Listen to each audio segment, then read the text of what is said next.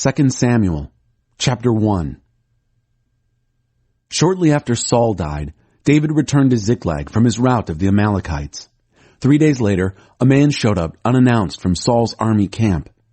Disheveled and obviously in mourning, he fell to his knees in respect before David. David asked, "What brings you here?" He answered, "I've just escaped from the camp of Israel." "So what happened?" said David. "What's the news?" He said, "The Israelites have fled the battlefield, leaving a lot of their dead comrades behind. And Saul and his son Jonathan are dead." David pressed the young soldier for details. "How do you know for sure that Saul and Jonathan are dead?" "I just happened by Mount Gilboa and came on Saul, badly wounded and leaning on his spear, with enemy chariots and horsemen bearing down hard on him. He looked behind him, saw me, and called me to him.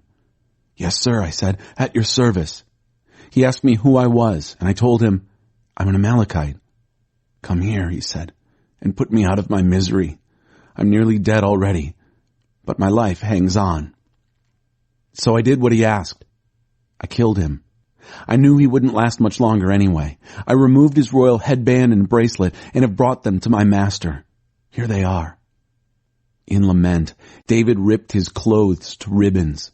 All the men with him did the same. They wept and fasted the rest of the day, grieving the death of Saul and his son Jonathan, and also the army of God and the nation Israel, victims in a failed battle. Then David spoke to the young soldier who had brought the report. "Who are you anyway?" "I'm from an immigrant family, an Amalekite." "Do you mean to say," said David, "that you weren't afraid to up and kill God's anointed king?" Right then, he ordered one of his soldiers, "Strike him dead." The soldier struck him, and he died. "You asked for it," David told him. "You sealed your death sentence when you said you killed God's anointed king." Then David sang this lament over Saul and his son Jonathan and gave orders that everyone in Judah learn it by heart. Yes, it's even inscribed in the book of Jasher.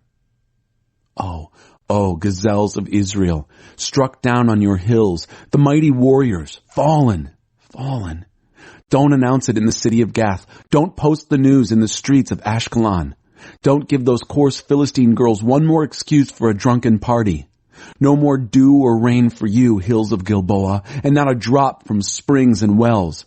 For there, the warriors' shields were dragged through the mud. Saul's shield left there to rot. Jonathan's bow was bold. The bigger they were, the harder they fell. Saul's sword was fearless. Once out of the scabbard, nothing could stop it. Saul and Jonathan, beloved, beautiful, together in life, together in death. Swifter than plummeting eagles, stronger than proud lions. Women of Israel, weep for Saul. He dressed you in finest cottons and silks, spared no expense in making you elegant. The mighty warriors, fallen, fallen in the middle of the fight. Jonathan, struck down on your hills. Oh, my dear brother Jonathan, I'm crushed by your death. Your friendship was a miracle wonder, love far exceeding anything I've known or ever hoped to know. The mighty warriors, fallen, fallen, and the arms of war broken to bits. Chapter 2. After all this, David prayed. He asked God, "Shall I move to one of the cities of Judah?" God said, "Yes, move." "And to which city?" "To Hebron." So David moved to Hebron, along with his 2 wives, Ahinoam of Jezreel and Abigail, the widow of Nabal of Carmel. David's men, along with their families, also went with him and made their home in and around Hebron. The citizens of Judah came to Hebron, and then and there made David king over the clans of Judah. A report was brought to David that the men of Jabesh-Gilead had given Saul a decent burial. David sent messengers to the men of Jabesh-Gilead. "God bless you for this, for honoring your master, Saul, with a funeral. God honor you and be true to you, and I'll do the same, matching your generous act of goodness. Strengthen your resolve and do what must be done. Your master, Saul, is dead. The citizens of Judah have made me their king." In the meantime, Abner, son of Ner, commander of Saul's army, had taken Saul's son, Ishbosheth, to Mahanaim and made him king over Gilead, over Asher, over Jezreel, over Ephraim, over Benjamin, king, as it turns out, over all Israel. Ishbosheth, Saul's son, was 40 years old when he was made king over Israel. He lasted only 2 years. But the people of Judah stuck with David. David ruled the people of Judah from Hebron for 7.5 years. One day, Abner, son of Ner, set out from Mahanaim with the soldiers of Ishbosheth, son of Saul, headed for Gibeon. Joab, son of Zeruiah, with David's soldiers, also set out. They met at the pool of Gibeon, Abner's group on one side, Joab's on the other. Abner challenged Joab. "Put up your best fighters. Let's see them do their stuff." Joab said, "Good. Let them go at it." So they lined up for the fight, 12 Benjaminites from the side of Ishbosheth, son of Saul, and 12 soldiers from David's side. The men from each side grabbed their opponents' heads and stabbed them with their daggers. They all fell dead, the whole bunch together. So they called the place Slaughter Park. It's right there at Gibeon. The fighting went from bad to worse throughout the day. Abner and the men of Israel were beaten to a pulp by David's men. The 3 sons of Zeruiah were present: Joab, Abishai, and Asahel. Asahel, as fast as a wild antelope on the open plain, chased Abner, staying hard on his heels. Abner turned and said, "Is that you, Asahel?" "It surely is," he said. Abner said, "Let up on me. Pick on someone you have a chance of beating and be content with those spoils." But Asahel wouldn't let up. Abner tried again. "Turn back! Don't force me to kill you! How would I face your brother Joab?" When he refused to quit, Abner struck him in the belly with the blunt end of his spear so hard that it came out his back. Asahel fell to the ground and died at once. Everyone who arrived at the spot where Asahel fell and died stood and gaped. Asahel, dead. But Joab and Abishai kept up the chase after Abner.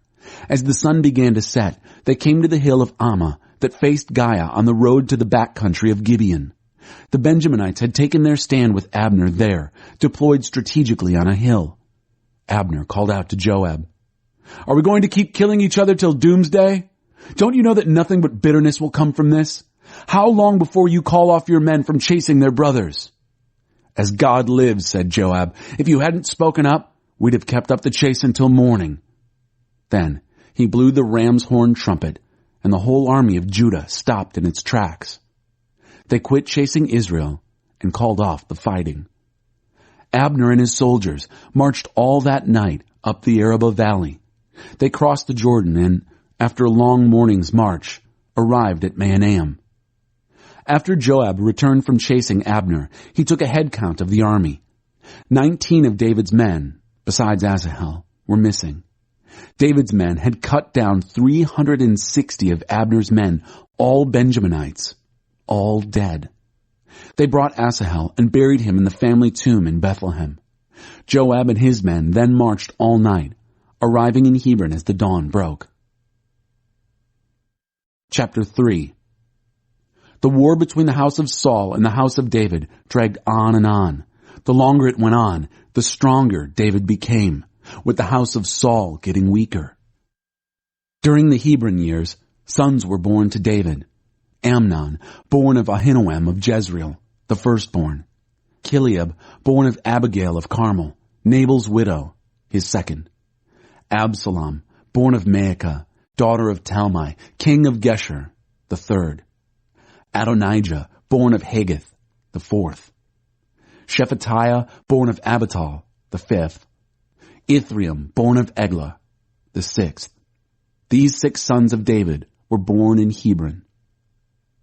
Abner took advantage of the continuing war between the house of Saul and the house of David to gain power for himself.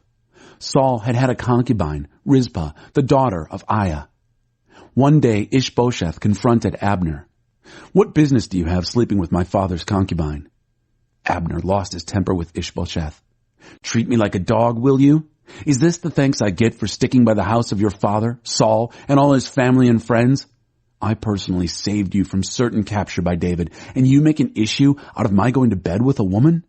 What God promised David, I'll help accomplish. Transfer the kingdom from the house of Saul and make David ruler over the whole country, both Israel and Judah, from Dan to Beersheba. If not, may God do his worst to me." Ishbosheth, cowed by Abner's outburst, couldn't say another word. Abner went ahead and sent personal messengers to David. "Make a deal with me, and I'll help bring the whole country of Israel over to you." "Great," said David. "It's a deal, but only on one condition. You're not welcome here unless you bring Michal, Saul's daughter, with you when you come to meet me." David then sent messengers to Ishbosheth, son of Saul. "Give me back Michal, whom I won as my wife at the cost of 100 Philistine foreskins." Ishbosheth ordered that she be taken from her husband Paltiel, son of Laish. But Paltiel followed her, weeping all the way, to Bahurim. There Abner told him, "Go home." And he went home. Abner got the elders of Israel together and said, "Only yesterday, it seems, you were looking for a way to make David your king. So do it, now, for God has given the go-ahead on David. By my servant David's hand, I'll save my people Israel from the oppression of the Philistines and all their other enemies." Abner took the Benjaminites aside and spoke to them.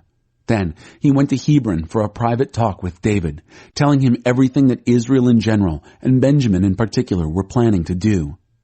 When Abner and the 20 men who were with him met with David in Hebron, David laid out a feast for them. Abner then said, "I'm ready. Let me go now to rally everyone in Israel for my master, the king. They'll make a treaty with you, authorizing you to rule them however you see fit." Abner was sent off with David's blessing. Soon after that, David's men, led by Joab, came back from a field assignment. Abner was no longer in Hebron with David, having just been dismissed with David's blessing. As Joab and his raiding party arrived, they were told that Abner, the son of Ner, had been there with David and had been sent off with David's blessing. Joab went straight to the king. "What's this you've done? Abner shows up and you let him walk away scot-free? You know Abner, son of Ner, better than that. This was no friendly visit. He was here to spy on you, figure out your comings and goings, find out what you're up to." Joab left David and went into action. He sent messengers after Abner. They caught up with him at the well of Sirah and brought him back. David knew nothing of all this. When Abner got back to Hebron, Joab steered him aside at the gate for a personal word with him. There, he stabbed him in the belly, killed him in cold blood for the murder of his brother Asahel. Later on, when David heard what had happened, he said, "Before God, I and my kingdom are totally innocent of this murder of Abner, son of Ner. Joab and his entire family will always be under the curse of this blood guilt. May they forever be victims of crippling diseases, violence, and famine."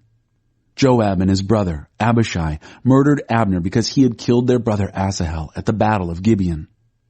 David ordered Joab and all the men under him, "Rip your cloaks into rags, wear mourning clothes, lead Abner's funeral procession with loud lament." King David followed the coffin. They buried Abner in Hebron. The king's voice was loud in lament as he wept at the side of Abner's grave. All the people wept too.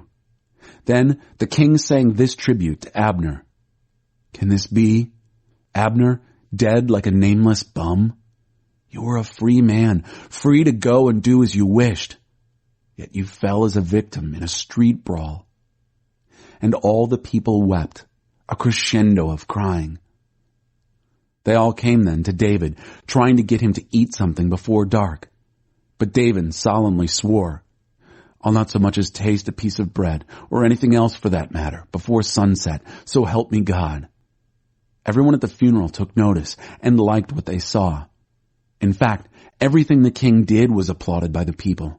It was clear to everyone that day, including all Israel, that the king had nothing to do with the death of Abner, son of Ner. The king spoke to his servants. "You realize, don't you, that today a prince and hero fell victim of foul play in Israel? And I, though anointed king, was helpless to do anything about it. These sons of Zeruiah are too much for me. God, requite the criminal for his crime." Chapter 4. The Murder of Ishbosheth. Saul's son, Ishbosheth, heard that Abner had died in Hebron. His heart sank. The whole country was shaken. Ishbosheth had 2 men who were captains of raiding bands. One was named Baanah, the other Rechab. They were sons of Rimmon, the Beerothite, a Benjaminite. The people of Beeroth had been assigned to Benjamin ever since they escaped to Gittaim. They still lived there as resident aliens. It so happened that Saul's son, Jonathan, had a son who was maimed in both feet. When he was 5 years old, the report on Saul and Jonathan came from Jezreel. His nurse picked him up and ran, but in her hurry to get away, she fell, and the boy was maimed. His name was Mephibosheth. One day, Baanah and Rechab, the 2 sons of Rimmon, headed out for the house of Ishbosheth. They arrived at the hottest time of the day, just as he was taking his afternoon nap. They entered the house on a ruse, pretending official business.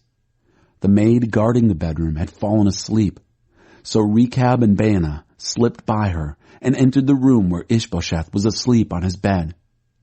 They killed him and then cut off his head, carrying it off as a trophy.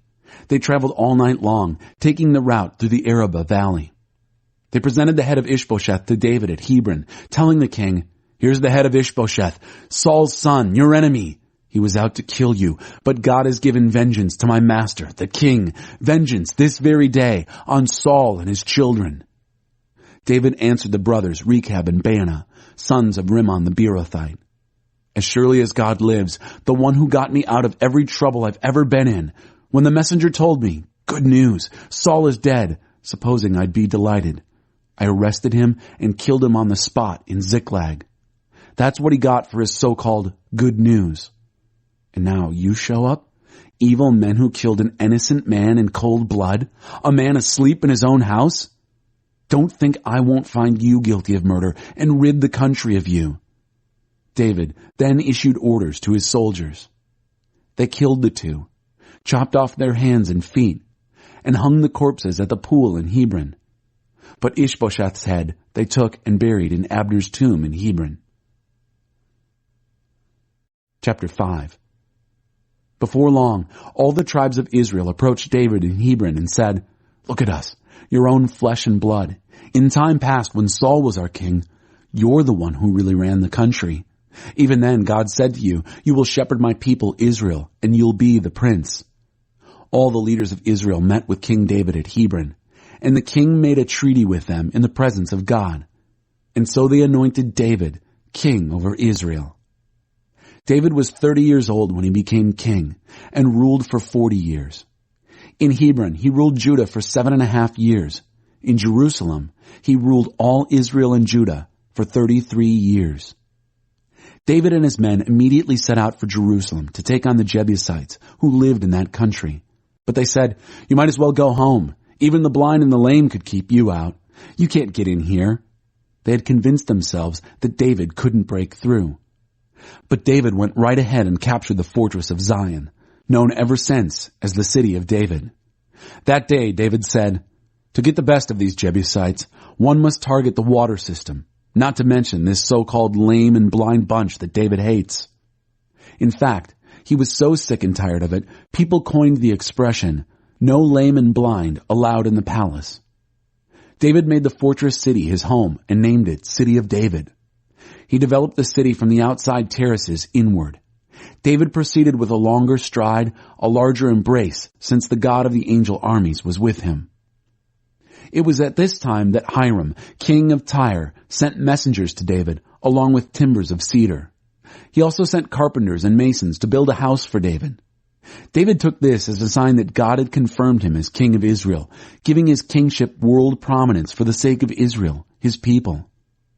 David took on more concubines and wives from Jerusalem after he left Hebron, and more sons and daughters were born to him. These are the names of those born to him in Jerusalem: Shemua, Shobab, Nathan, Solomon, Ibhar, Elishua, Nepheg, Japhia, Elishama, Eliada, Eliphalet. When the Philistines got word that David had been made king over all Israel, they came on the hunt for him. David heard of it and went down to the stronghold. When the Philistines arrived, they deployed their forces in Rephaim Valley. Then David prayed to God, "Shall I go up and fight the Philistines? Will you help me beat them?" "Go up," God replied. "Count on me. I'll help you beat them." David then went straight to Baal Perazim and smashed them to pieces. Afterwards, David said, "God exploded on my enemies like a gush of water." That's why David named the place Baal Perazim, the master who explodes. The retreating Philistines dumped their idols, and David and his soldiers took them away. Later, there was a repeat performance. The Philistines came up again and deployed their troops in the Rephaim Valley. David again prayed to God. This time, God said, "Don't attack them head on. Instead, circle around behind them and ambush them from the grove of sacred trees. When you hear the sound of shuffling in the trees, get ready to move out. It's a signal that God is going ahead of you to smash the Philistine camp." David did exactly what God told him. He routed the Philistines all the way from Gibeon to Gezer. Chapter 6. David mustered the pick of the troops of Israel, 30 divisions of them. Together with his soldiers, David headed for Baalah to recover the chest of God, which was called by the name God of the Angel Armies, who was enthroned over the pair of angels on the chest. They placed the chest of God on a brand new ox cart and removed it from Abinadab's house on the hill. Uzzah and Ahio, Abinadab's sons, were driving the new cart loaded with the chest of God. Ahio in the lead and Uzzah alongside the chest. David and the whole company of Israel were in the parade, singing at the top of their lungs and playing mandolins, harps, tambourines, castanets, and cymbals. When they came to the threshing floor of Nacon, the oxen stumbled. So Uzzah reached out and grabbed the chest of God. God blazed in anger against Uzzah and struck him hard because he had profaned the chest. Uzzah died on the spot, right alongside the chest. Then David got angry because of God's deadly outburst against Uzzah. That place is still called Perez Uzzah, the explosion against Uzzah. David became fearful of God that day and said, "This chest is too hot to handle. How can I ever get it back to the city of David?" He refused to take the chest of God a step farther. Instead, David removed it off the road and to the house of Obed-Edom the Gittite. The chest of God stayed at the house of Obed-Edom the Gittite for 3 months, and God prospered Obed-Edom and his entire household.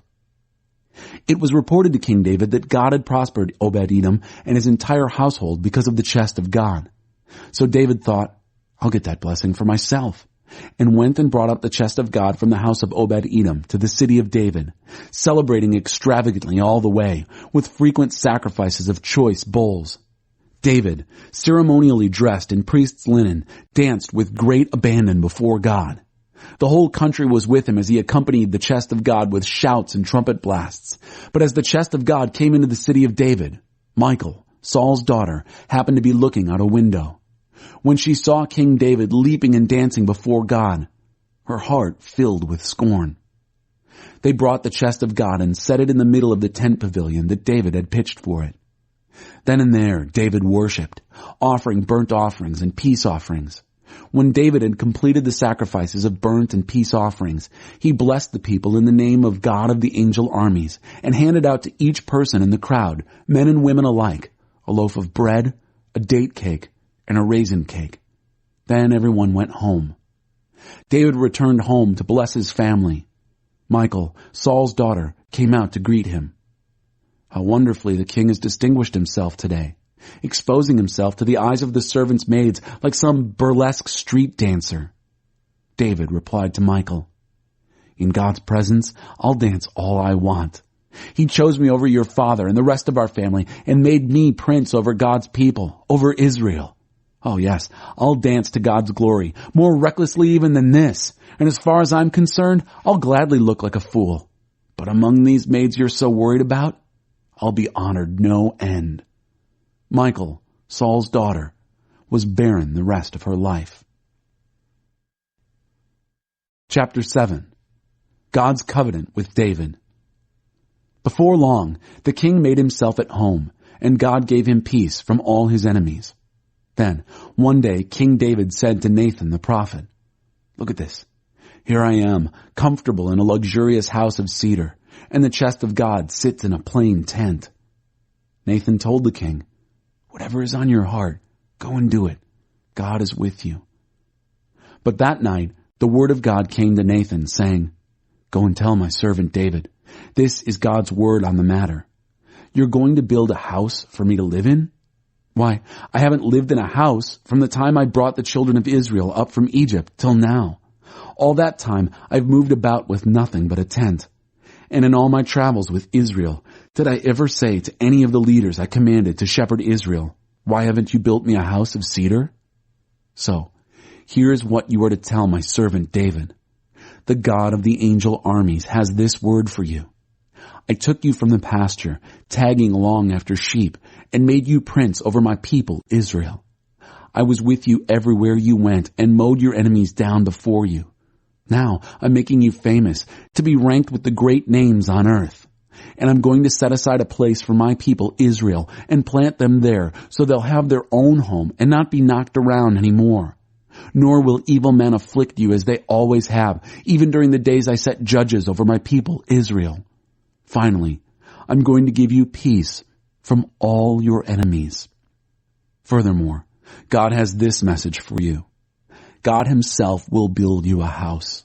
When your life is complete and you're buried with your ancestors, then I'll raise up your child, your own flesh and blood, to succeed you, and I'll firmly establish his rule. He will build a house to honor me, and I will guarantee his kingdom's rule permanently. I'll be a father to him, and he'll be a son to me.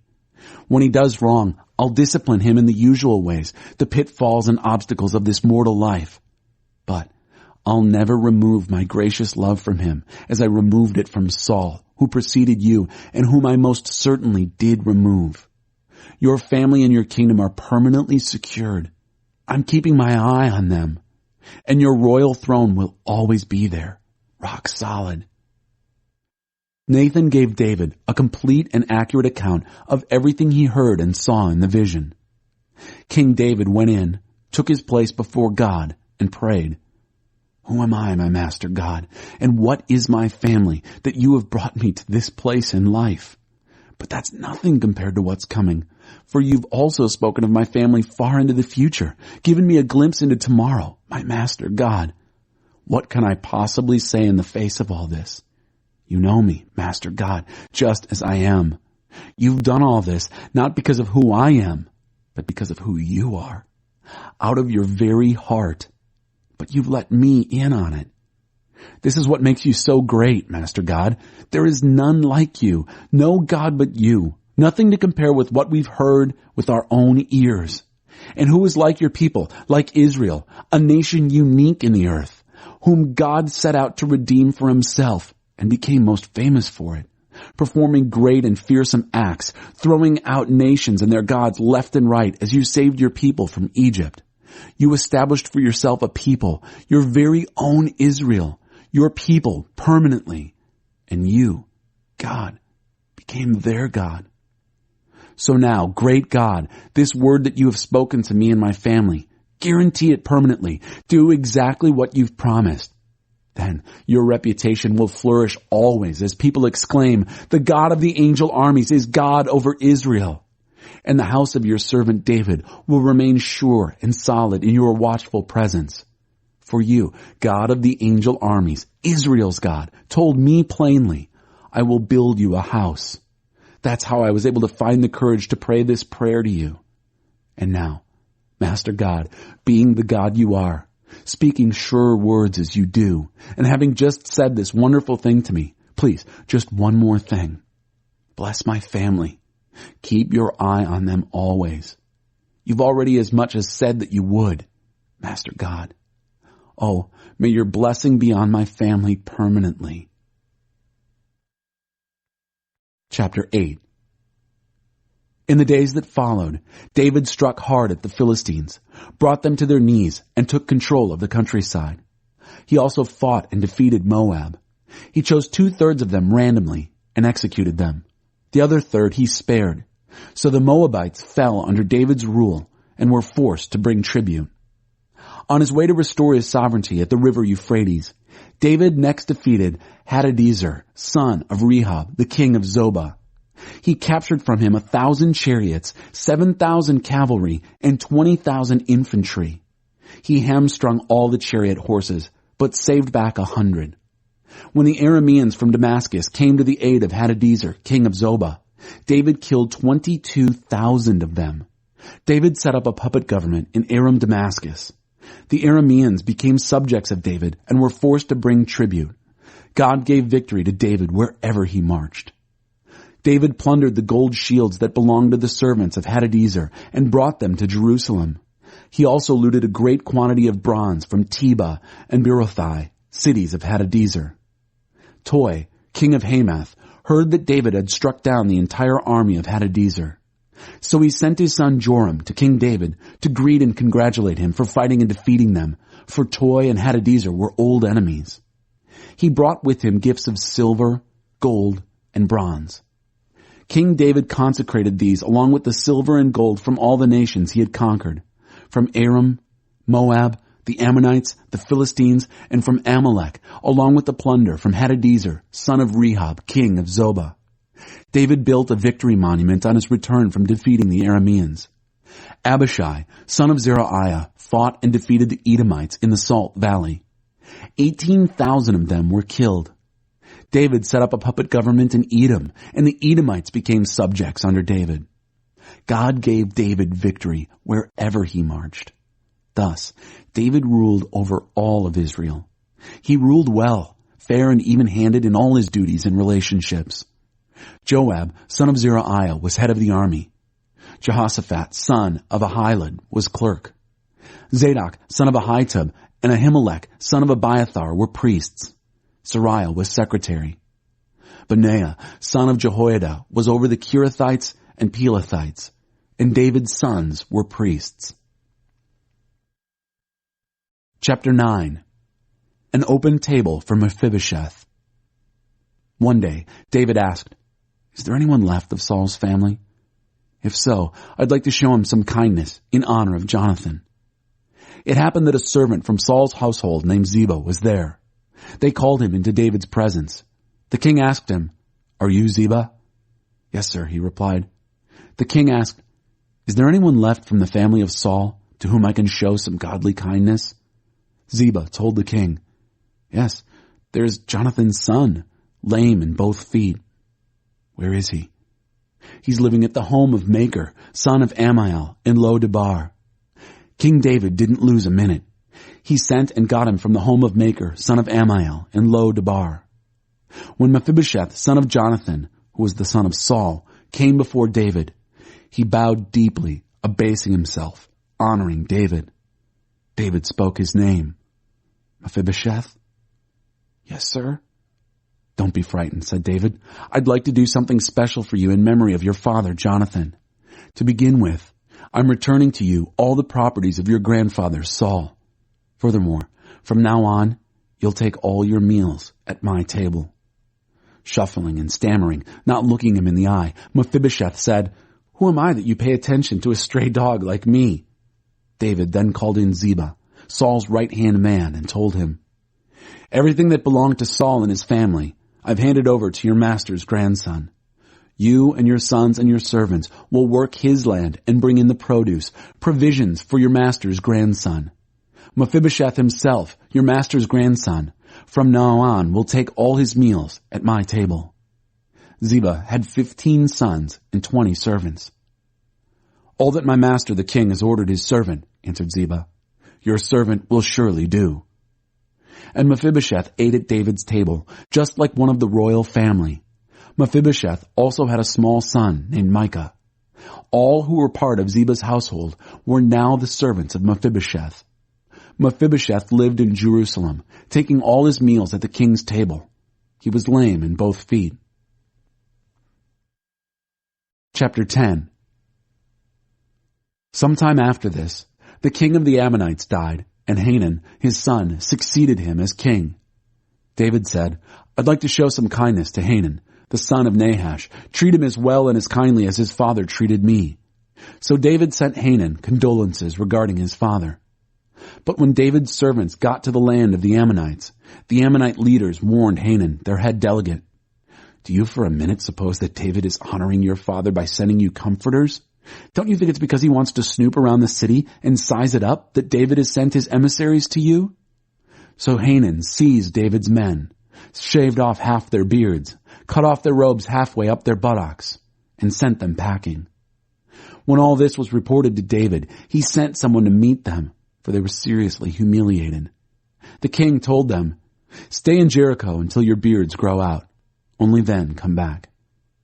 When it dawned on the Ammonites that as far as David was concerned, they stunk to high heaven, they hired Aramean soldiers from Beth Rehob and Zobah, 20,000 infantry, and 1,000 men from the king of Maacah, and 12,000 men from Tob. When David heard of this, he dispatched Joab with his strongest fighters in full force. The Ammonites marched out and arranged themselves in battle formation at the city gate. The Arameans of Zobah and Rehob and the men of Tob and Maacah took up a position out in the open fields. When Joab saw that he had two fronts to fight, before and behind, he took his pick of the best of Israel and deployed them to confront the Arameans. The rest of the army he put under the command of Abishai, his brother, and deployed them to confront the Ammonites.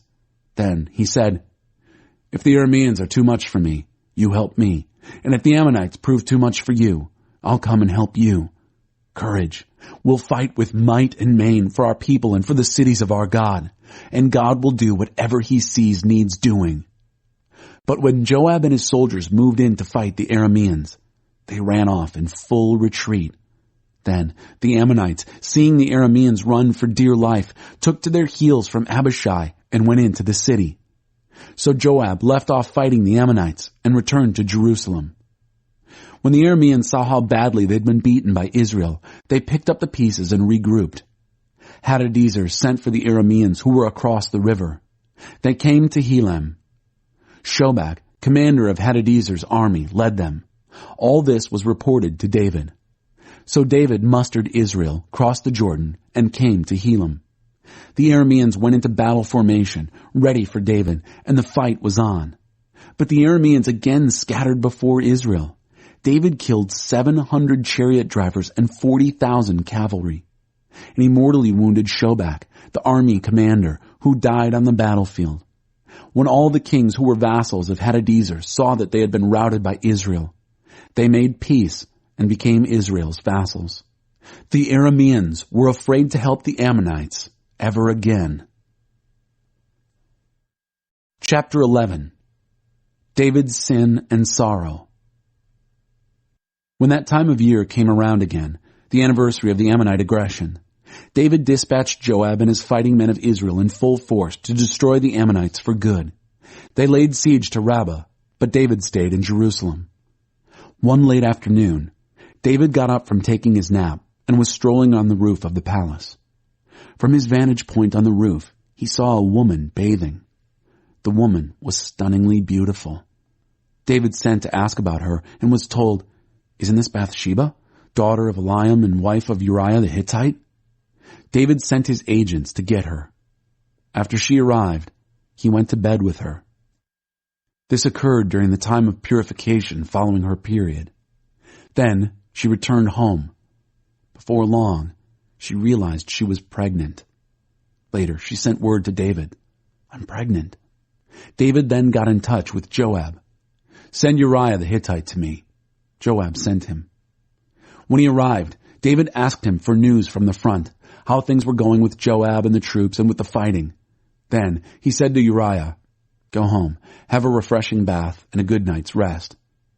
After Uriah left the palace, an informant of the king was sent after him. But Uriah didn't go home. He slept that night at the palace entrance, along with the king's servants.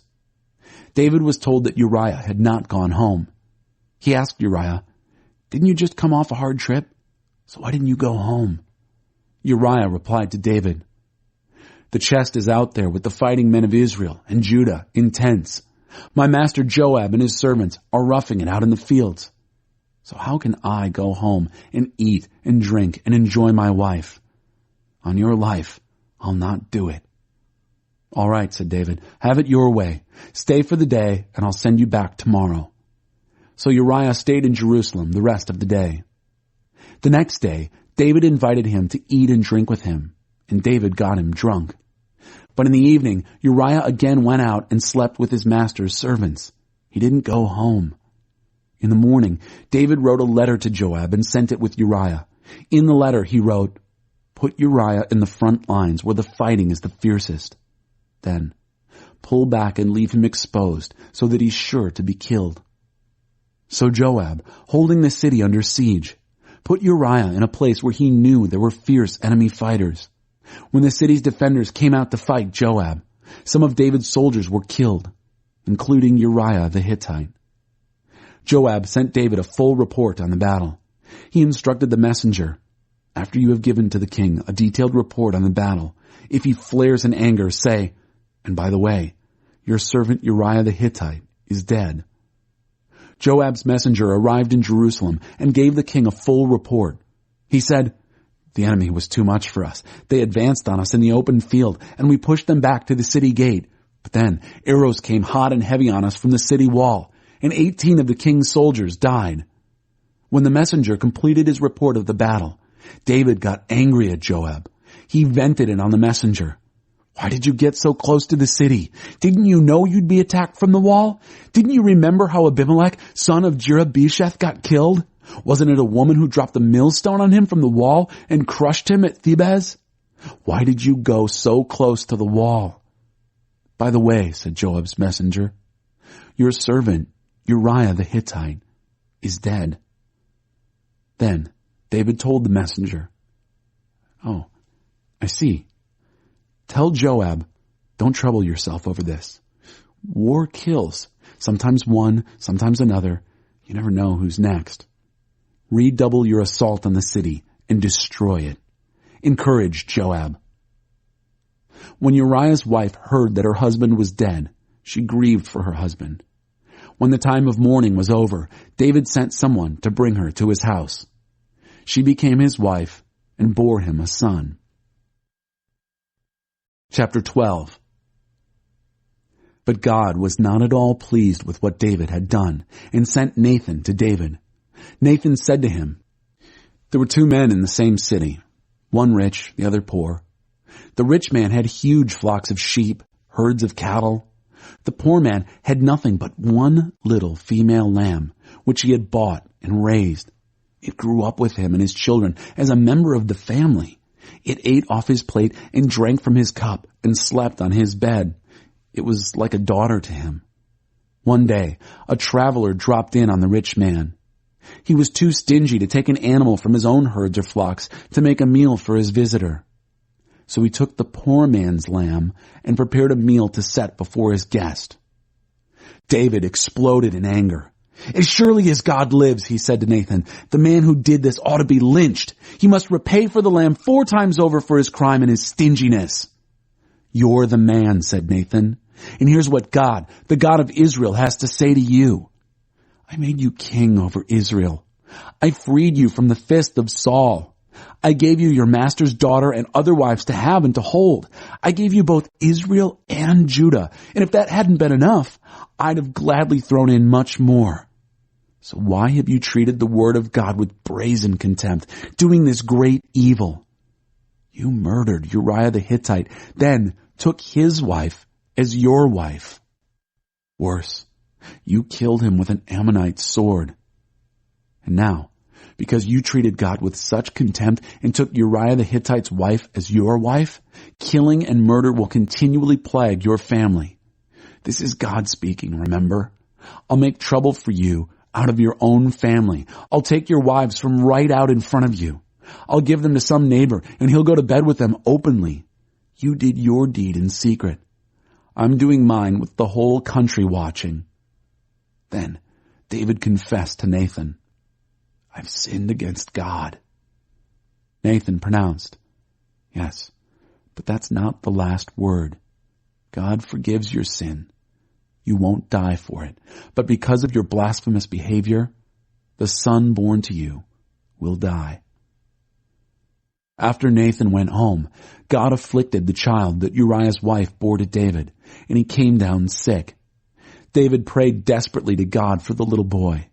He fasted, wouldn't go out, and slept on the floor. The elders in his family came in and tried to get him off the floor, but he wouldn't budge. nor could they get him to eat anything. On the 7th day, the child died. David's servants were afraid to tell him. They said, "What do we do now? While the child was living, he wouldn't listen to a word we said. Now, with the child dead, if we speak to him, there's no telling what he'll do." David noticed that the servants were whispering behind his back and realized that the boy must have died. He asked the servants, "Is the boy dead?" "Yes," they answered. "He's dead." David got up from the floor, washed his face, and combed his hair, put on a fresh change of clothes, then went into the sanctuary and worshipped. Then he came home and asked for something to eat. They set it before him, and he ate. His servants asked him, "What's going on with you? While the child was alive, you fasted and wept and stayed up all night. Now that he's dead, you get up and eat?" "While the child was alive," he said, "I fasted and wept, thinking, God might have mercy on me and the child would live. But now that he's dead, why fast? Can I bring him back now? I can go to him, but he can't come to me." David went and comforted his wife Bathsheba, and when he slept with her, they conceived a son. When he was born, they named him Solomon. God had a special love for him and sent word by Nathan the prophet that God wanted him named Jedediah, God's beloved. Joab, at war in Rabbah against the Ammonites, captured the royal city. He sent messengers to David saying, "I'm fighting at Rabbah, and I've just captured the city's water supply. Hurry and get the rest of the troops together and set up camp here at the city and complete the capture yourself. Otherwise, I'll capture it and get all the credit instead of you." So David marshaled all the troops, went to Rabbah, and fought and captured it. He took the crown from their king's head, very heavy with gold and with a precious stone in it. It ended up on David's head. And they plundered the city, carrying off a great quantity of loot. David emptied the city of its people and put them to slave labor using saws, picks, and axes, and making bricks. He did this to all the Ammonite cities. Then David and the whole army returned to Jerusalem. Chapter 13. Sometime later, this happened. Absalom, David's son, had a sister who was very attractive. Her name was Tamar. Amnon, also David's son, was in love with her.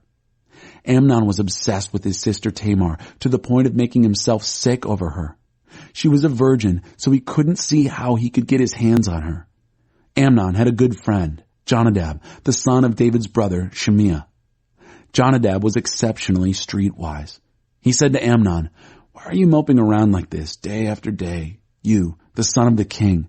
Tell me what's eating at you." "In a word, Tamar," said Amnon.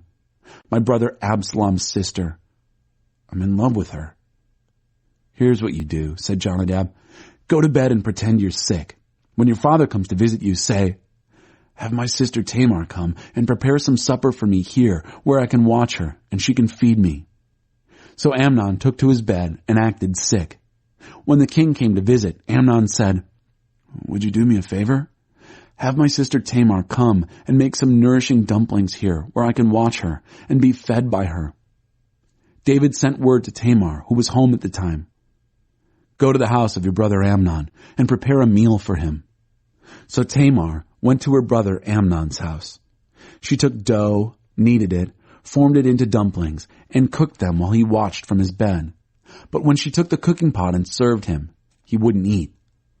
Amnon said, "Clear everyone out of the house." And they all cleared out. Then he said to Tamar, "Bring the food into my bedroom where we can eat in privacy." She took the nourishing dumplings she had prepared and brought them to her brother Amnon in his bedroom. But when she got ready to feed him, he grabbed her and said, "Come to bed with me, sister." "No, brother," she said. "Don't hurt me. This kind of thing isn't done in Israel. Don't do this terrible thing. Where could I ever show my face? And you'll be out on the street in disgrace. Oh, please, speak to the king. He'll let you marry me." But he wouldn't listen. Being much stronger than she, he raped her. No sooner had Amnon raped her than he hated her, an immense hatred. The hatred that he felt for her was greater than the love he'd had for her. "Get up," he said, "and get out." Oh, "No, brother," she said. "Please, this is an even worse evil than what you just did to me." But he wouldn't listen to her. He called for his valet. "Get rid of this woman. Get her out of my sight," and lock the door after her. The valet threw her out and locked the door behind her. She was wearing a long-sleeved gown. That's how virgin princesses used to dress from early adolescence on. Tamar poured ashes on her head. Then she ripped the long-sleeved gown, held her head in her hands, and walked away, sobbing as she went. Her brother Absalom said to her, "Has your brother Amnon had his way with you? Now, my dear sister, let's keep it quiet. A family matter. He is, after all, your brother. Don't take this so hard." Tamar lived in her brother Absalom's home, bitter and desolate. King David heard the whole story and was enraged, but he didn't discipline Amnon. David doted on him because he was his firstborn. Absalom quit speaking to Amnon, not a word, whether good or bad, because he hated him for violating his sister Tamar. 2 years went by. One day, Absalom threw a sheep shearing party in Baal Hazor in the vicinity of Ephraim and invited all the king's sons. He also went to the king and invited him. "Look, I'm throwing a sheep shearing party. Come and bring your servants." But the king said, "No, son, not this time, and not the whole household. We'd just be a burden to you." Absalom pushed, but David wouldn't budge. But he did give him his blessing. Then Absalom said, "Well, if you won't come, at least let my brother Amnon come." "And why," said the king, "should he go with you?"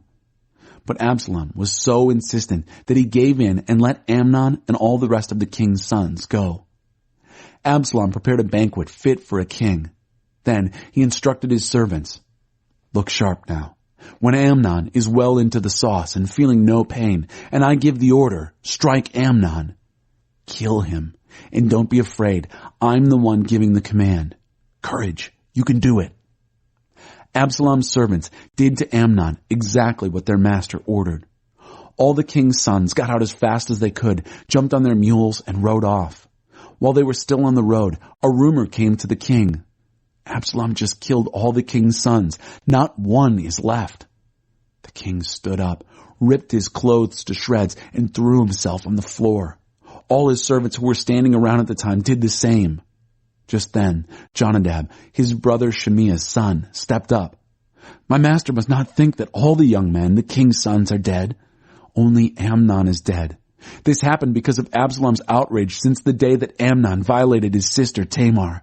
So my master, the king, mustn't make things worse than they are, thinking that all your sons are dead. Only Amnon is dead." Absalom fled.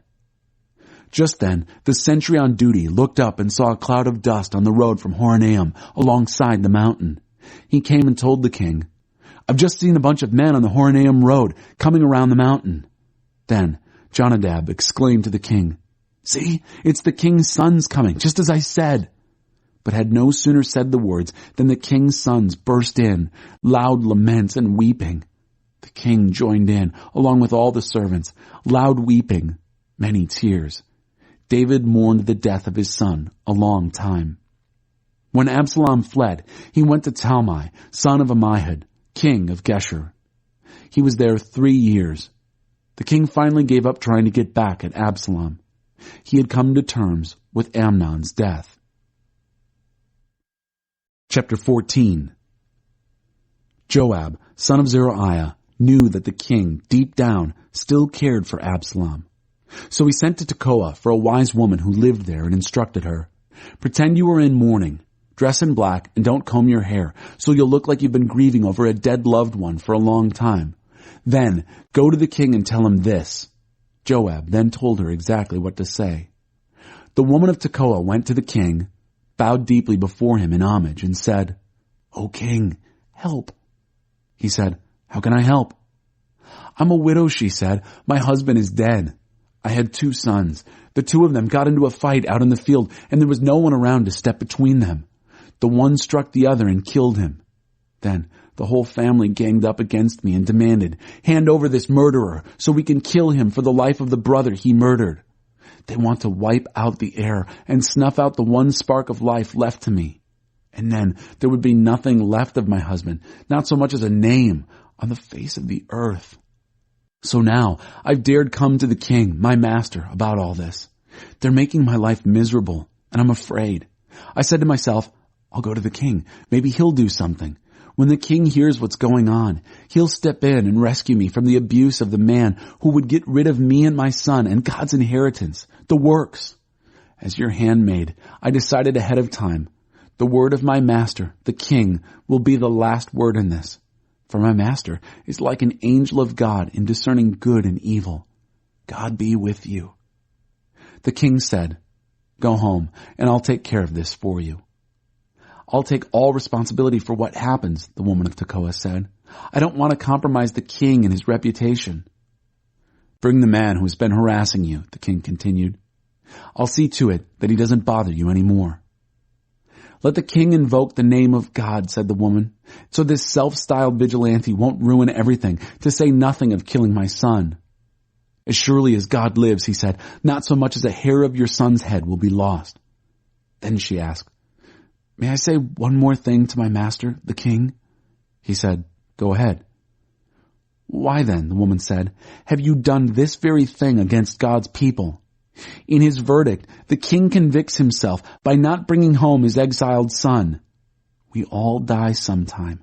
Water spilled on the ground can't be gathered up again. But God does not take away life. He works out ways to get the exile back. The king then said, I'm going to ask you something. Answer me truthfully.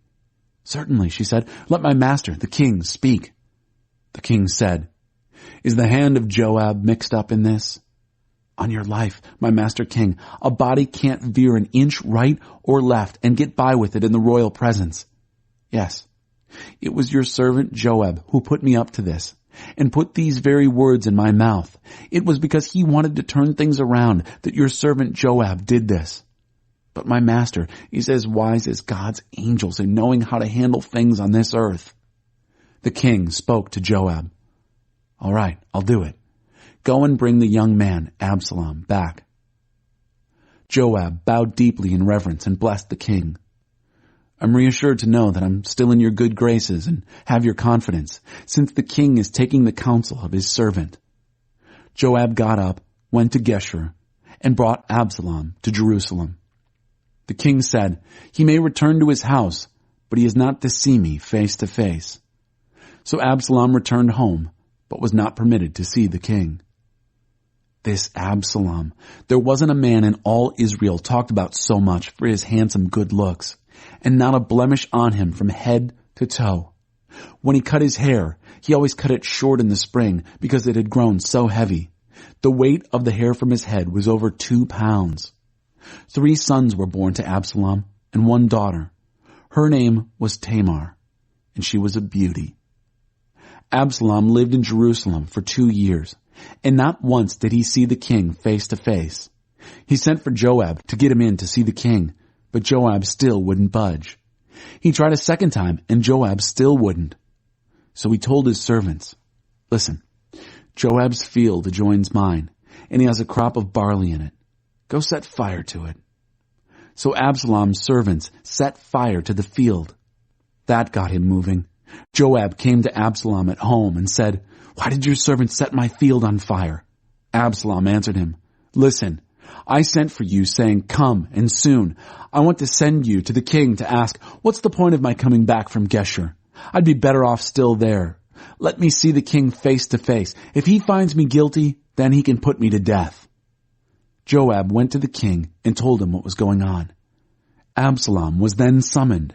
He came and bowed deeply in reverence before him. And the king kissed Absalom. Chapter 15. As time went on, Absalom took to riding in a horse-drawn chariot with 50 men running in front of him. Early each morning, he would take up his post beside the road at the city gate. When anyone showed up with a case to bring to the king for a decision, Absalom would call him over and say, Where do you hail from? And the answer would come, Your servant is from one of the tribes of Israel. Then Absalom would say, Look, you've got a strong case, but the king isn't going to listen to you. Then he'd say, Why doesn't someone make me a judge for this country? Anybody with a case could bring it to me, and I'd settle things fair and square. Whenever someone would treat him with special honor, he'd shrug it off and treat him like an equal, making him feel important. Absalom did this to everyone who came to do business with the king and stole the hearts of everyone in Israel. After 4 years of this, Absalom spoke to the king. Let me go to Hebron to pay a vow that I made to God. Your servant made a vow when I was living in Geshur in Aram, saying, if God will bring me back to Jerusalem, I'll serve him with my life. The king said, go with my blessing. And he got up and set off for Hebron. Then Absalom sent undercover agents to all the tribes of Israel with the message, when you hear the blast of the ram's horn trumpet, that's your signal. Shout, Absalom is king in Hebron. 200 men went with Absalom from Jerusalem, but they had been called together knowing nothing of the plot and made the trip innocently. While Absalom was offering sacrifices, he managed also to involve Ahithophel, the Gilonite, David's advisor, calling him away from his hometown of Gilo. The conspiracy grew powerful, and Absalom's supporters multiplied. Someone came to David with the report, the whole country is taken up with Absalom. Up and out of here, called David to all his servants who were with him in Jerusalem. We've got to run for our lives, or none of us will escape Absalom. Hurry, he's about to pull the city down around our ears and slaughter us all. The king's servants said, whatever our master, the king, says, we'll do. We're with you all the way. So the king and his entire household escaped on foot. The king left 10 concubines behind to tend to the palace. And so they left, step by step by step, and then paused at the last house as the whole army passed by him. All the Kerethites, all the Pelethites, and the 600 Gittites who had marched with him from Gath went past. The king called out to Ittai the Gittite, what are you doing here? Go back with King Absalom. You're a stranger here and freshly uprooted from your own country. You arrived only yesterday, and am I going to let you take your chances with us as I live on the road like a gypsy? Go back and take your family with you, and God's grace and truth go with you. But Ittai answered, as God lives, and my master, the king, lives, where my master is, that's where I'll be, whether it means life or death. All right, said David, go ahead. And they went on, Ittai the Gittite, with all his men and all the children he had with him. The whole country was weeping in loud lament as all the people passed by. As the king crossed the brook Kidron, the army headed for the road to the wilderness. Zadok was also there, the Levites with him, carrying God's chest of the covenant. They set the chest of God down, Abiathar standing by, until all the people had evacuated the city. Then the king ordered Zadok, take the chest back to the city. If I get back in God's good graces, he'll bring me back and show me where the chest has been set down. But if he says, I'm not pleased with you, well, he can then do with me whatever he pleases. The king directed Zadok the priest, here's the plan. Return to the city peacefully, with Ahimaaz your son and Jonathan, Abiathar's son, with you. I'll wait at a spot in the wilderness across the river until I get word from you telling us what's up. So Zadok and Abiathar took the chest of God back to Jerusalem and placed it there, while David went up the Mount of Olives weeping, head covered but barefooted, and the whole army was with him, heads covered and weeping as they ascended. David was told, Ahithophel has joined the conspirators with Absalom. He prayed, O God, turn Ahithophel's counsel to foolishness. As David approached the top of the hill where God was worshipped, Hushai the Archite, clothes ripped to shreds and dirt on his head, was there waiting for him. David said, if you come with me, you'll be just one more piece of luggage. Go back to the city and say to Absalom, I'm ready to be your servant, O king. I used to be your father's servant. Now I'm your servant. Do that, and you'll be able to confuse Ahithophel's counsel for me. The priests, Zadok and Abiathar, are already there. Whatever information you pick up in the palace, tell them. Their 2 sons, Zadok's son Ahimaaz and Abiathar's son Jonathan, are there with them. Anything you pick up can be sent to me by them. Hushai, David's friend, arrived at the same time Absalom was entering Jerusalem. Chapter 16. Shortly after David passed the crest of the hill, Mephibosheth's steward Ziba met him with a string of pack animals, saddled and loaded with 100 loaves of bread, 100 raisin cakes, 100 baskets of fresh fruit, and a skin of wine. The king said to Ziba, "What's all this?" "The donkeys," said Ziba, "are for the king's household to ride. The bread and fruit are for the servants to eat, and the wine is for drinking, especially for those overcome by fatigue in the wilderness." The king said, "And where is your master's grandson?"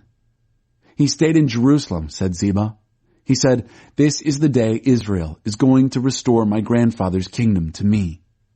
"Everything that belonged to Mephibosheth," said the king, "is now yours." Ziba said, "How can I ever thank you? I'll be forever in your debt, my master and king. May you always look on me with such kindness." When the king got to Bahurim, a man appeared who had connections with Saul's family. His name was Shimei, son of Gera. As he followed along, he shouted insults and threw rocks right and left at David and his company, servants and soldiers alike. To the accompaniment of curses, he shouted, get lost, you butcher, you hellhound. God has paid you back for all your dirty work in the family of Saul and for stealing his kingdom. God has given the kingdom to your son Absalom. Look at you now, ruined, and good riddance, you pathetic old man." Abishai, son of Zeruiah, said, "This mangy dog can't insult my master the king this way. Let me go over and cut off his head." But the king said, "Why are you sons of Zeruiah always interfering and getting in the way? If he's cursing, it's because God told him, curse David. So who dares raise questions? Besides," continued David to Abishai and the rest of his servants, "my own son, my flesh and bone, is right now trying to kill me. Compared to that, this Benjaminite is small potatoes. Don't bother with him. Let him curse. He's preaching God's word to me. And who knows, maybe God will see the trouble I'm in today and exchange the curses for something good." David and his men went on down the road, while Shimei followed along on the ridge of the hill alongside, cursing, throwing stones down on them, and kicking up dirt. By the time they reached the Jordan River, David and all the men of the company were exhausted. There, they rested and were revived. By this time, Absalom and all his men were in Jerusalem, and Ahithophel was with them. Soon after, Hushai the Archite, David's friend, came and greeted Absalom. "Long live the king! Long live the king!" Absalom said to Hushai, "Is this the way you show devotion to your good friend? Why didn't you go with your friend David?" "Because," said Hushai, "I want to be with the person that God and this people and all Israel have chosen, and I want to stay with him. Besides, who is there to serve other than the Son? Just as I served your father, I'm now ready to serve you." Then Absalom spoke to Ahithophel. "Are you ready to give counsel? What do we do next?" Ahithophel told Absalom, "Go and sleep with your father's concubines, the ones he left to tend to the palace. Everyone will hear that you have openly disgraced your father, and the morale of everyone on your side will be strengthened." So Absalom pitched a tent up on the roof in public view and went in and slept with his father's concubines. The counsel that Ahithophel gave in those days was treated as if God himself had spoken. That was the reputation of Ahithophel's counsel to David. It was the same with Absalom. Chapter 17. Next, Ahithophel advised Absalom, "Let me handpick 12,000 men and go after David tonight. I'll come on him when he's bone tired and take him by complete surprise. The whole army will run off and I'll kill only David. Then I'll bring the army back to you, a bride brought back to her husband. You're only after one man after all. Then everyone will be together in peace." Absalom thought it was an excellent strategy, and all the elders of Israel agreed. But then Absalom said, "Call in Hushai the Archite. Let's hear what he has to say." So Hushai came, and Absalom put it to him. "This is what Ahithophel advised. Should we do it? What do you say?" Hushai said, "The counsel that Ahithophel has given in this instance is not good. You know your father and his men, brave and bitterly angry, like a bear robbed of her cubs. And your father is an experienced fighter. You can be sure he won't be caught napping at a time like this. Even while we're talking, he's probably holed up in some cave or other. If he jumps your men from ambush, word will soon get back. A slaughter of Absalom's army. Even if your men are valiant with hearts of lions, they'll fall apart at such news, for everyone in Israel knows the kind of fighting stuff your father's made of, and also the men with him. Here's what I'd advise. Muster the whole country, from Dan to Beersheba, an army like the sand of the sea, and you personally lead them. We'll smoke him out wherever he is, fall on him like dew falls on the earth, and believe me, there won't be a single survivor. If he hides out in a city, then the whole army will bring ropes to that city and pull it down and into a gully, not so much as a pebble left of it. Absalom and all his company agreed that the counsel of Hushai the Archite was better than the counsel of Ahithophel. God had determined to discredit the counsel of Ahithophel so as to bring ruin on Absalom. Then Hushai told the priests Zadok and Abiathar, Ahithophel advised Absalom and the elders of Israel thus and thus, and I advised them thus and thus. Now, send this message as quickly as possible to David. Don't spend the night on this side of the river. Cross immediately, or the king and everyone with him will be swallowed up alive. Jonathan and Ahimaaz were waiting around at En-Rogel. A servant girl would come and give them messages, and then they would go and tell King David, for it wasn't safe to be seen coming into the city. But a soldier spotted them and told Absalom, so the two of them got out of there fast and went to a man's house in Bahurim. He had a well in his yard, and they climbed into it. The wife took a rug and covered the well, then spread grain on it so no one would notice anything out of the ordinary. Shortly, Absalom's servants came to the woman's house and asked her, Have you seen Ahimaaz and Jonathan? The woman said, They were headed toward the river. They looked, but didn't find them, and then went back to Jerusalem. When the coast was clear, Ahimaaz and Jonathan climbed out of the well and went on to make their report to King David. Get up and cross the river quickly. Ahithophel has given counsel against you. David and his whole army were soon up and moving and crossed the Jordan. As morning broke, there was not a single person who had not made it across the Jordan. When Ahithophel realized that his counsel was not followed, he saddled his donkey and left for his hometown. After making out his will and putting his house in order, he hanged himself and died. He was buried in the family tomb. About the time David arrived at Mahanaim, Absalom crossed the Jordan and the whole army of Israel with him. Absalom had made Amasa head of the army, replacing Joab. Amasa was the son of a man named Ithra, an Ishmaelite who had married Abigail, daughter of Nahash, and sister of Zeruiah, the mother of Joab. Israel and Absalom set camp in Gilead. When David arrived at Mahanaim, Shobai, son of Nahash, from Ammonite Rabbah, and Maker, son of Ammiel of Lo-debar, and Barzillai, the Gileadite from Rogelim, brought beds and blankets, bowls and jugs filled with wheat, barley, flour, roasted grain, beans and lentils, honey and curds and cheese from the flocks and herds. They presented all this to David and his army to eat, because, they said, the army must be starved and exhausted and thirsty out in this wilderness. Chapter 18. David organized his forces. He appointed captains of thousands and captains of hundreds. Then David deployed his troops, a third under Joab, a third under Abishai, son of Zeruiah, Joab's brother, and a third under Ittai, the Gittite. The king then announced, I'm marching with you. They said, No, you mustn't march with us. If we're forced to retreat, the enemy won't give it a second thought. And if half of us die, they won't do so either. But you are worth 10,000 of us. It will be better for us if you stay in the city and help from there. If you say so, said the king, I'll do what you think is best. And so he stood beside the city gate as the whole army marched out by hundreds and by thousands. Then the king ordered Joab and Abishai and Ittai, Deal gently for my sake with the young man Absalom.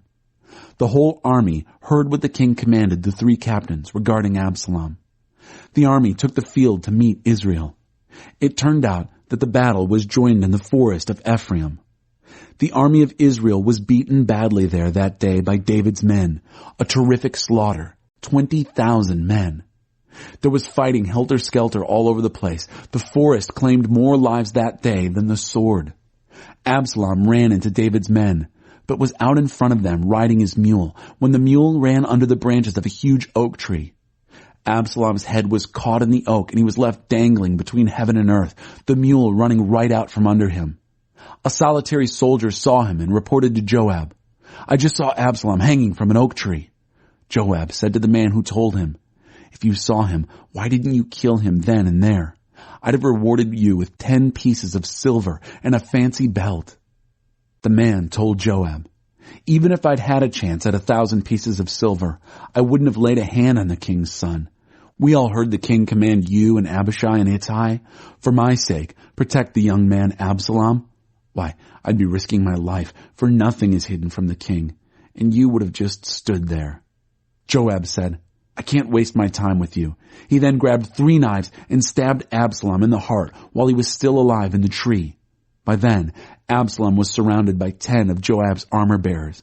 They hacked away at him and killed him. Joab then blew the ram's horn trumpet, calling off the army in its pursuit of Israel. They took Absalom, dumped him into a huge pit in the forest, and piled an immense mound of rocks over him. Meanwhile, the whole army of Israel was in flight, each man making his own way home. While alive, Absalom had erected for himself a pillar in the valley of the king, because, he said, "I have no son to carry on my name." He inscribed the pillar with his own name. To this day, it is called the Absalom Memorial.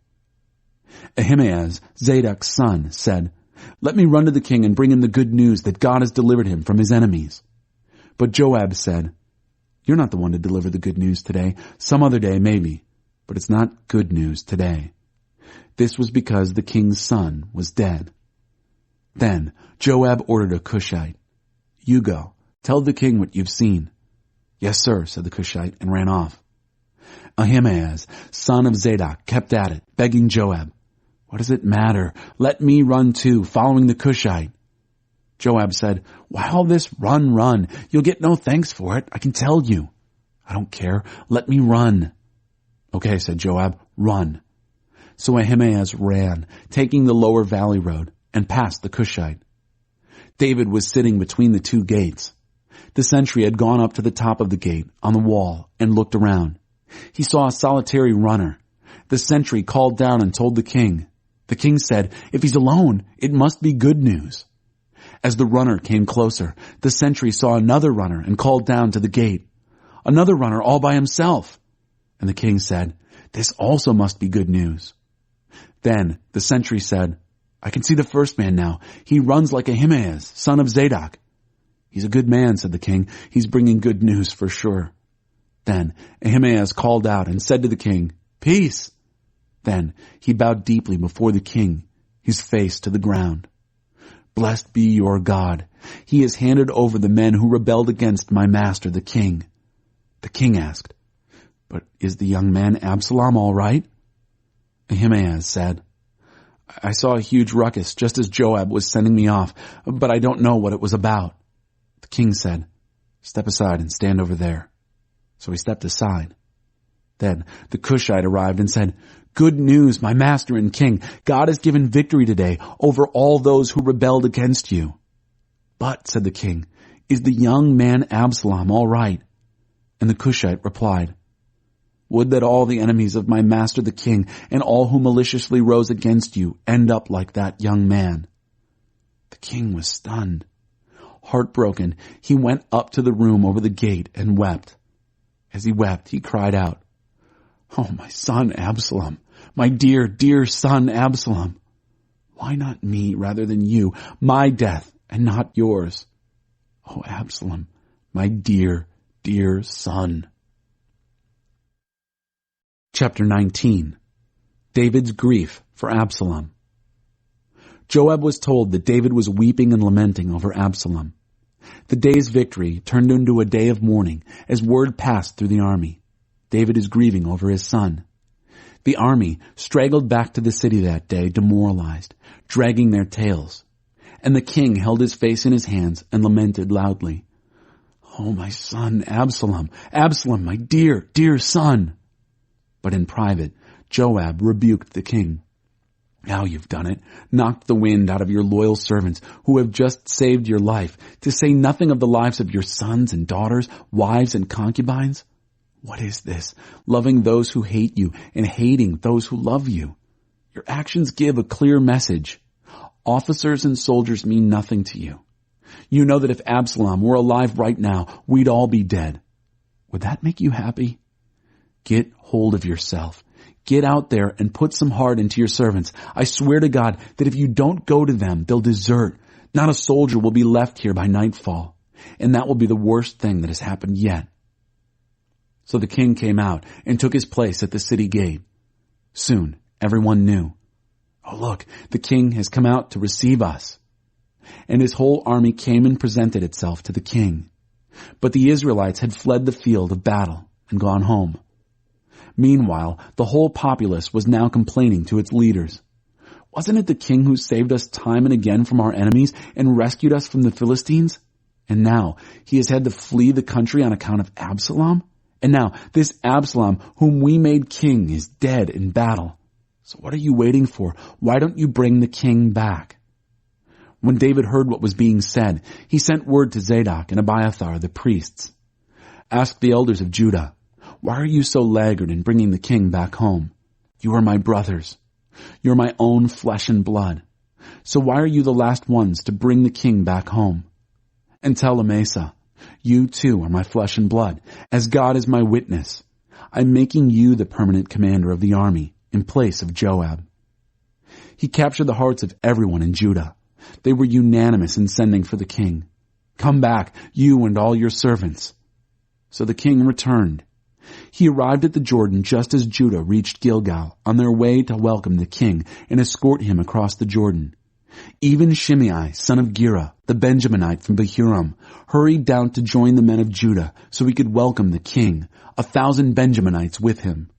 And Ziba, Saul's steward, with his 15 sons and 20 servants, waded across the Jordan to meet the king and brought his entourage across, doing whatever they could to make the king comfortable.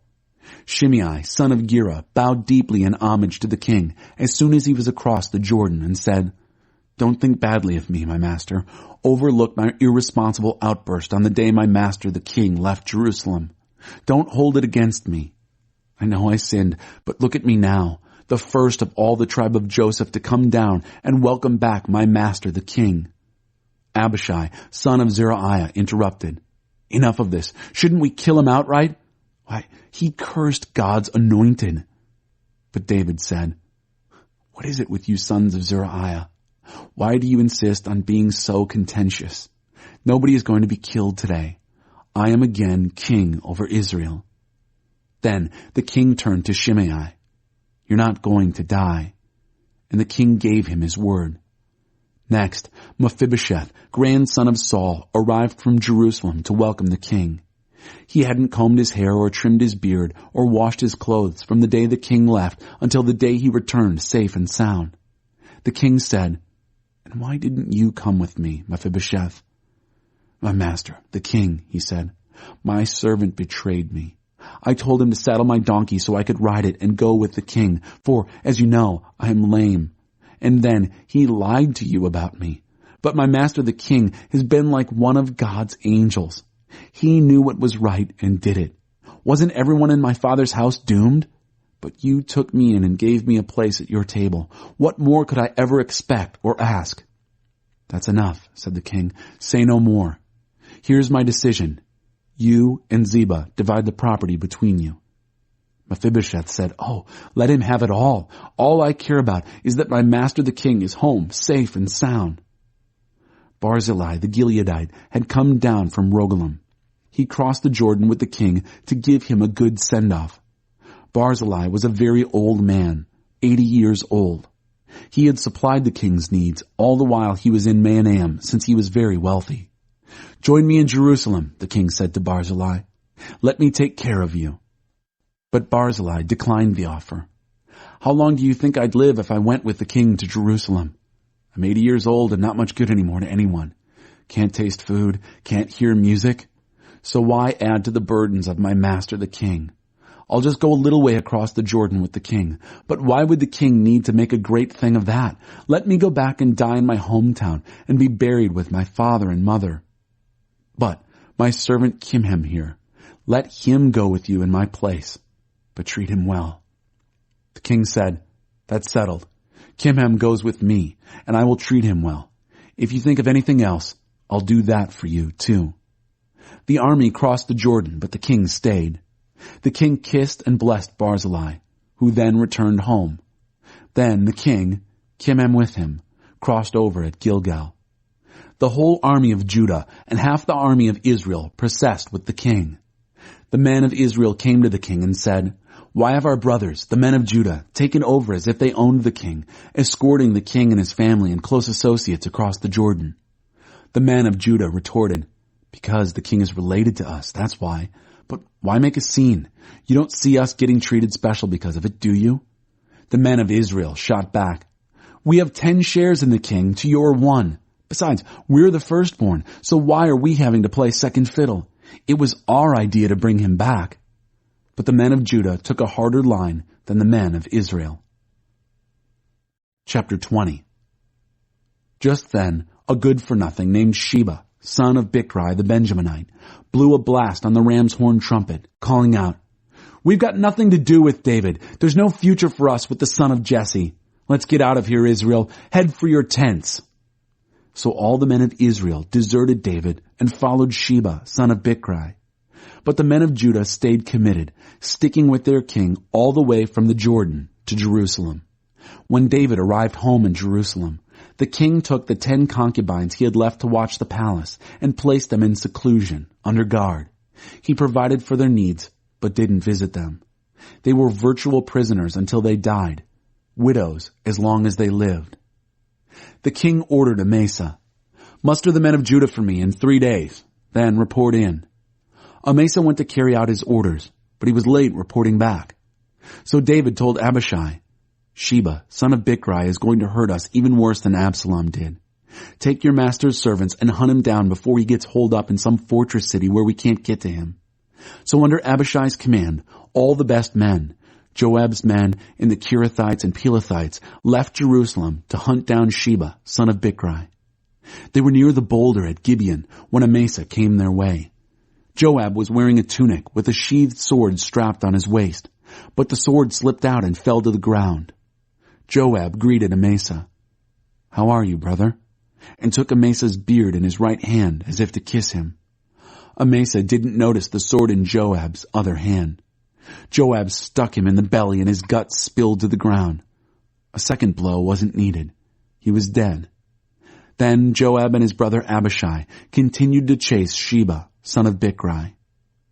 One of Joab's soldiers took up his post over the body and called out, "Everyone who sides with Joab and supports David, follow Joab." Amasa was lying in a pool of blood in the middle of the road. The man realized that the whole army was going to stop and take a look, so he pulled Amasa's corpse off the road into the field and threw a blanket over him so he wouldn't collect spectators.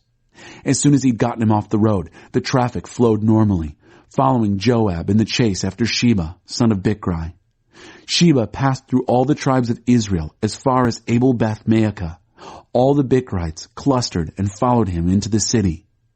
Joab's army arrived and laid siege to Sheba in Abel-Beth-Maacah.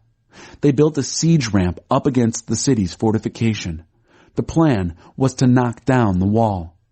But a shrewd woman called out from the city, "Listen, everybody, please tell Joab to come close so I can talk to him." When he had come, the woman said, "Are you Joab?" He said, "I am." Then she said, "Listen to what I have to say." He said, "I'm listening." There's an old saying in these parts, "If it's answers you want, come to Abel and get it straight. We're a peaceful people here and reliable. And here you are, trying to tear down one of Israel's mother cities. Why would you want to mess with God's legacy like that?" Joab protested, "Believe me, you've got it all wrong. I'm not here to hurt anyone or destroy anything, not on your life, but a man from the hill country of Ephraim, Sheba, son of Bichri by name, revolted against King David. Hand him over, him only, and we'll get out of here." The woman told Joab, Sounds good. His head will be tossed to you from the wall. The woman presented her strategy to the whole city, and they did it. They cut off the head of Sheba, son of Bichri, and tossed it down to Joab. He then blew a blast on the ram's horn trumpet, and the soldiers all went home. Joab returned to the king in Jerusalem. Joab was again commander of the whole army of Israel. Benaiah, son of Jehoiada, was over the Kiriathites and Pelethites. Adoniram over the work crews. Jehoshaphat, son of Ahilud, was clerk. Shiva was historian. Zadok and Abiathar were priests. Ira, the Jairite, was David's chaplain. Chapter 21. Famine and War. There was a famine in David's time. It went on year after year after year, 3 years. David went to God seeking the reason. God said, "This is because there is blood on Saul and his house from the time he massacred the Gibeonites." So the king called the Gibeonites together for consultation. The Gibeonites were not part of Israel. They were what was left of the Amorites and protected by a treaty with Israel. But Saul, a fanatic for the honor of Israel and Judah, tried to kill them off. David addressed the Gibeonites. "What can I do for you? How can I compensate you so that you will bless God's legacy of land and people?" The Gibeonites replied, "We don't want any money from Saul and his family, and it's not up to us to put anyone in Israel to death." But David persisted. "What are you saying I should do for you?" Then they told the king, "The man who tried to get rid of us, who schemed to wipe us off the map of Israel. Well, let 7 of his sons be handed over to us to be executed, hanged before God at Gibeah of Saul, the holy mountain." And David agreed, "I'll hand them over to you." The king spared Mephibosheth, son of Jonathan, the son of Saul, because of the promise David and Jonathan had spoken before God. But the king selected Armoni and Mephibosheth, the 2 sons that Rizpah, daughter of Aiah, had borne to Saul, plus the 5 sons that Saul's daughter, Merab, had borne to Adriel, son of Barzillai the Meholathite. He turned them over to the Gibeonites, who hanged them on the mountain before God. All 7 died together. Harvest was just getting underway, the beginning of the barley harvest, when they were executed. Rizpah, daughter of Aiah, took rough burlap and spread it out for herself on a rock from the beginning of the harvest until the heavy rain started. She kept the birds away from the bodies by day and the wild animals by night. David was told what she had done, this Rizpah, daughter of Aiah and concubine of Saul. He then went and got the remains of Saul and Jonathan, his son, from the leaders at Jabesh Gilead, who had rescued them from the town square at Beth-shan, where the Philistines had hung them after striking them down at Gilboa. He gathered up their remains and brought them together with the dead bodies of the 7 who had just been hanged. The bodies were taken back to the land of Benjamin and given a decent burial in the tomb of Kish, Saul's father. They did everything the king ordered to be done. That cleared things up. From then on, God responded to Israel's prayers for the land. War broke out again between the Philistines and Israel. David and his men went down to fight. David became exhausted. Ishbi-Benob, a warrior descended from Rapha, with a spear weighing nearly 8 pounds and outfitted in brand new armor, announced that he'd kill David. But Abishai, son of Zeruiah, came to the rescue, struck the Philistine, and killed him. Then David's men swore to him, "No more fighting on the front lines for you. Don't snuff out the lamp of Israel." Later, there was another skirmish with the Philistines at Gob. That time, Sibbecai, the Hushathite, killed Saph, another of the warriors descended from Rapha. At yet another battle with the Philistines at Gob, Elhanan, son of Jair, the weaver of Bethlehem, killed Goliath the Gittite, whose spear was as big as a flagpole. Still another fight broke out in Gath. There was a giant there with 6 fingers on his hands and 6 toes on his feet, 24 fingers and toes. He was another of those descended from Rapha. He insulted Israel, and Jonathan, son of Shimeah, David's brother, killed him. These 4 were descended from Rapha and Gath, and they all were killed by David and his soldiers. Chapter 22. David prayed to God the words of this song after God saved him from all his enemies and from Saul. God is bedrock under my feet, the castle in which I live, my rescuing knight, my God, the high crag where I run for dear life, hiding behind the boulders, safe in the granite hideout, my mountaintop refuge. He saves me from ruthless men. I sing to God the praise lofty and find myself safe and saved. The waves of death crashed over me, devil waters rushed over me. Hell's ropes cinched me tight, death traps barred every exit. A hostile world. I called to God, to my God I cried out. From his palace he heard me call. My cry brought me right into his presence. A private audience. Earth wobbled and lurched. The very heavens shook like leaves, quaked like aspen leaves because of his rage. His nostrils flared, billowing smoke. His mouth spit fire. Tongues of fire darted in and out. He lowered the sky. He stepped down. Under his feet, an abyss opened up. He rode a winged creature, swift on wind wings. He wrapped himself in a trench coat of black rain cloud darkness. But his cloud brightness burst through, a grand comet of fireworks. Then God thundered out of heaven. The high God gave a great shout.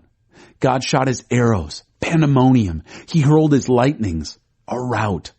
The secret sources of ocean were exposed. The hidden depths of earth lay uncovered. The moment God roared in protest, let loose his hurricane anger. But me he caught, reached all the way from sky to sea.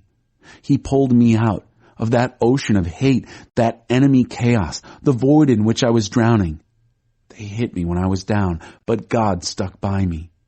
He stood me up on a wide open field. I stood there, saved, surprised to be loved. God made my life complete when I placed all the pieces before him. When I cleaned up my act, he gave me a fresh start. Indeed, I've kept alert to God's ways. I haven't taken God for granted. Every day I review the ways he works. I try not to miss a trick. I feel put back together, and I'm watching my step. God rewrote the text of my life when I opened the book of my heart to his eyes. You stick by people who stick with you. You're straight with people who are straight with you. You're good to good people. You shrewdly work around the bad ones. You take the side of the down and out, but the stuck up, you take down a peg. Suddenly, God, your light floods my path. God drives out the darkness. I smash the bands of marauders. I vault the high fences. What a God! His road stretches straight and smooth. Every God direction is road tested. Everyone who runs toward him makes it. Is there any God like God? Are we not at bedrock? Is not this the God who armed me well, then aimed me in the right direction? Now I run like a deer. I'm king of the mountain. He shows me how to fight. I can bend a bronze bow.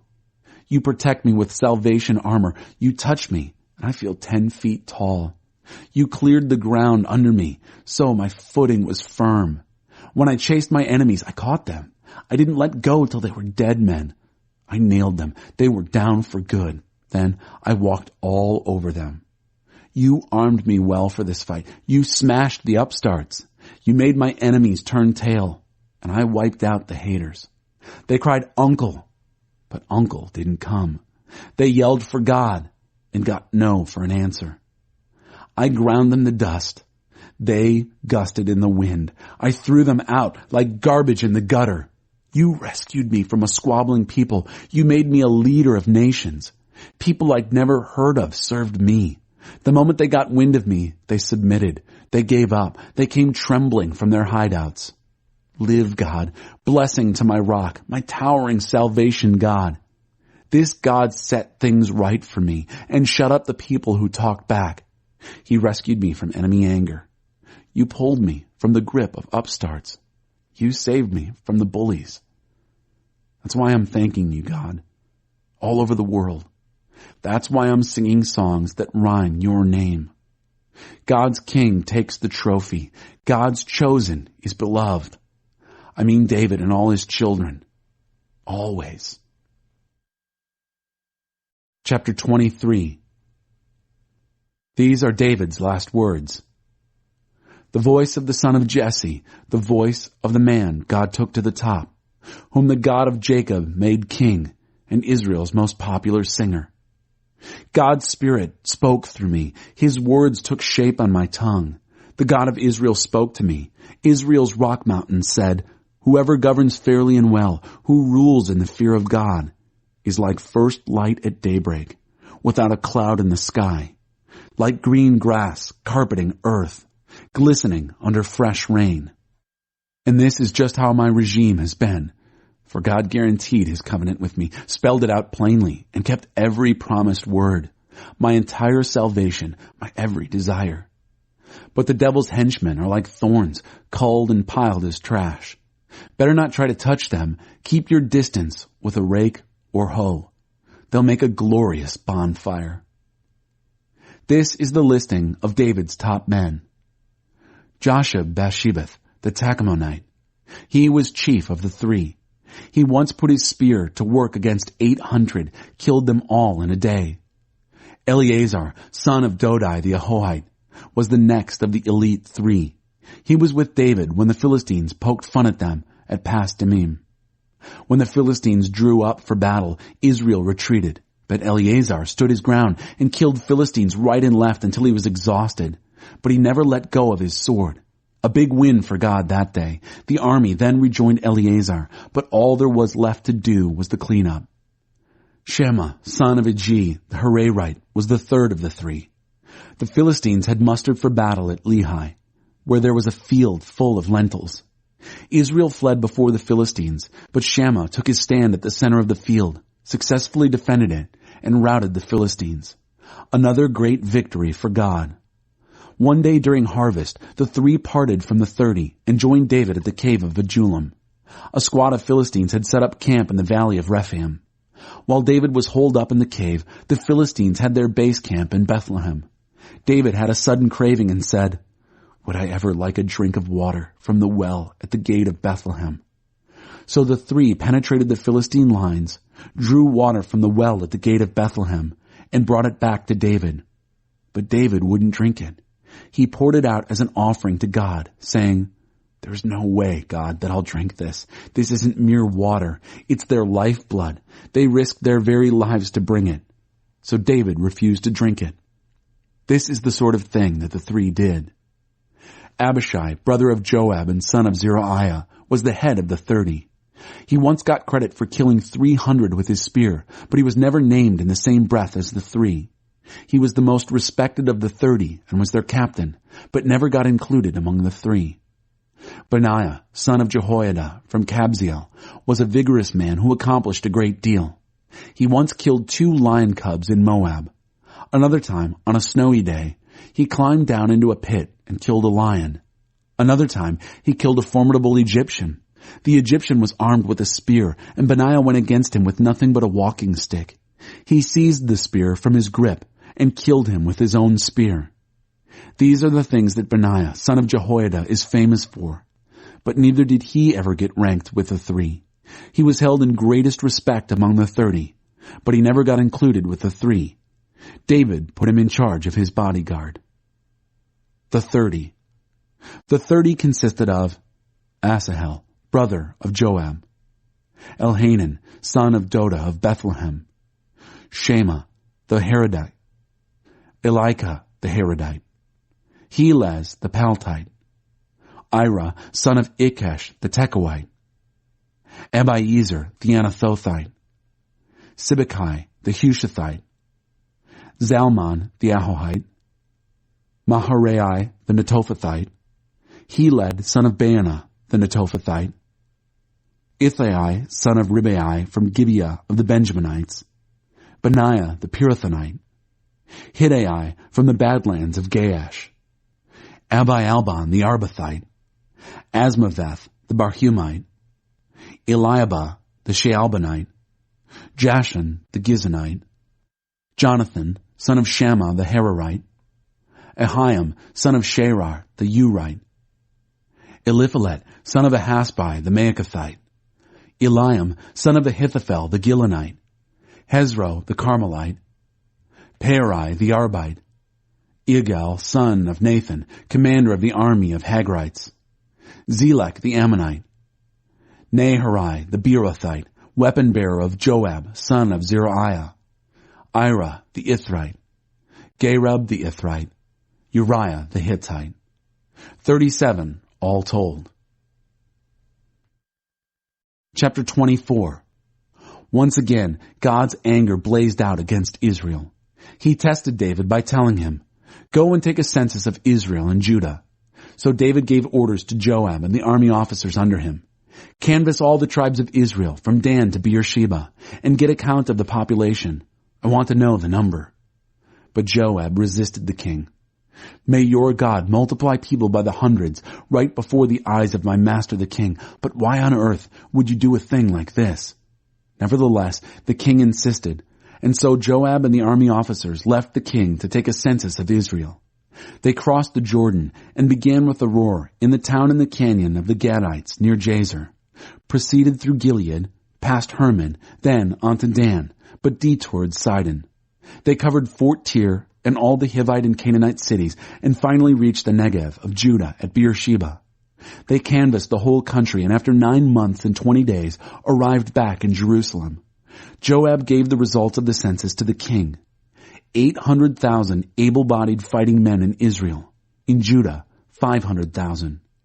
But when it was all done, David was overwhelmed with guilt because he had counted the people, replacing trust with statistics. And David prayed to God, "I have sinned badly in what I have just done, but now, God, forgive my guilt. I've been really stupid." When David got up the next morning, the word of God had already come to Gad the prophet, David's spiritual advisor. "Go and give David this message. God has spoken thus. There are 3 things I can do to you. Choose one out of the 3, and I'll see that it's done." Gad came to deliver the message. "Do you want 3 years of famine in the land, or 3 months of running from your enemies while they chase you down, or 3 days of an epidemic on the country? Think it over and make up your mind. What shall I tell the one who sent me?" David told Gad, "They're all terrible, but I'd rather be punished by God, whose mercy is great, than fall into human hands." So God let loose an epidemic from morning until supper time. From Dan to Beersheba, 70,000 people died. But when the angel reached out over Jerusalem to destroy it, God felt the pain of the terror and told the angel who was spreading death among the people, "Enough's enough. Pull back." The angel of God had just reached the threshing floor of Araunah, the Jebusite. David looked up and saw the angel hovering between earth and sky, sword drawn and about to strike Jerusalem. David and the elders bowed in prayer and covered themselves with rough burlap. When David saw the angel about to destroy the people, he prayed, "Please, I'm the one who sinned. I, the shepherd, did the wrong. But these sheep, what did they do wrong? Punish me and my family, not them." That same day, Gad came to David and said, "Go and build an altar on the threshing floor of Araunah, the Jebusite." David did what Gad told him, what God commanded. Araunah looked up and saw David and his men coming his way. He met them, bowing deeply, honoring the king and saying, "Why has my master the king come to see me?" "To buy your threshing floor," said David, "so I can build an altar to God here and put an end to this disaster." "Oh," said Araunah, "let my master the king take and sacrifice whatever he wants. Look, here's an ox for the burnt offering, and threshing paddles, and ox yokes for fuel." Araunah gives it all to the king, and may God, your God, act in your favor. But the king said to Araunah, "No, I've got to buy it from you for a good price. I'm not going to offer God, my God, sacrifices that are no sacrifice." So David bought the threshing floor and the ox, paying out 50 shekels of silver. He built an altar to God there and sacrificed burnt offerings and peace offerings. God was moved by the prayers, and that was the end of the disaster.